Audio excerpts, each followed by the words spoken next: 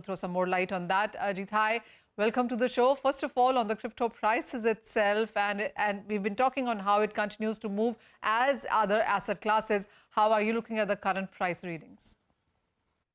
So I think that crypto is very surprisingly to many of us behaving exactly like the equity markets. It is driven by the liquidity or lack thereof. And we hope that mid-bear market, there would be a resurgence in price from the 20,000 levels. But I think we are a few quarters away from that.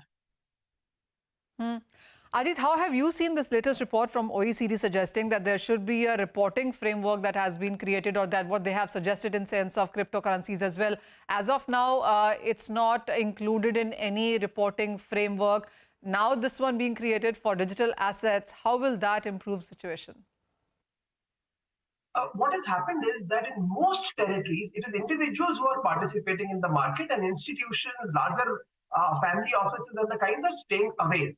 With more regulatory clarity, such as the reporting standards, I think it will bring larger amounts of money in, and that can only be good for the market. We also have seen crypto and Web 3.0 adoptions continue. I mean, even as the NFT sales haven't done so well in the third quarter. But, you have the names such as Reddit and Starbucks and Google all take some elements of Web 3.0 and start using it within their strategies, within their marketing and branding as well. How do you look at these big names actually adopting the new technology? When we started out on the crypto journey, it was all about give it to the man, and the big names and the centralized systems should not exist. Today, however, the large centralized systems are adopting some version of crypto like you, or Web3 like you rightly said. So it's no longer about black and white, but shades of gray. I think that the largest adoptions will come when larger players such as the ones you listed and other players such as banks, etc., create some version of Web3 which fits into their way of thinking, yet adopt some positive elements from Web3. The other trend, Ajeet, that I want to put forth is about the NFT sales. For the third quarter, we've seen a 60% decline onto this one as well. The traditional NFT sales perhaps have done better, but the Sotheby's or the bigger names clearly haven't had such a great year as they did last year here. How are you looking at the overall NFT market now globally? The three reasons why people buy NFTs are: one, because they want to affiliate with a brand or a celebrity; two, because they want some utility from the NFT; and three, because they want price appreciation, which is speculative gains.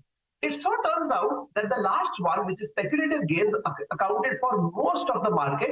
And as we have gone into a bear market, speculators have gone away from NFTs, which are in any case much tougher to liquidate than the usual fungible tokens. And that accounts for the sale decline. I think that we are going to have to wait all the way up to the next bull market to see a change in this phenomenon. All right. On our conversation up till now, it really seems like a mixed bag. But what is definitely showing a downtrend has been the prices in this year. So year to date, Bitcoin is down 56%, Ethereum is down 59%, Solana is down 82%, Cardano down 70%. I could just about go on because these are double-digit percentage declines that we've seen in many of these cryptocurrencies. How would you look back at 2022 as we are, and what do you think would be the new things to watch out for when you look at digital assets, cryptocurrencies, or Web 3.0, as everybody seems to be calling it now? So Bitcoin has in the past retraced 85% of its value on 3 occasions. So from those of us who have been around for many years, this is not as much of a carnage as we are used to in previous situations. Having said that, what will drive Web3? If you look at the 2021-22 bull market, it was driven by projects coming and saying, hey, there is 1 million or 2 people doing Web 3.0. Let us give them services. I think that was not the right strategy, because 1 million or 2 is nothing compared to the billions who are on digital media. The next wave will come only when business plans are trying to bring in new people rather than serving the very microscopic market that exists.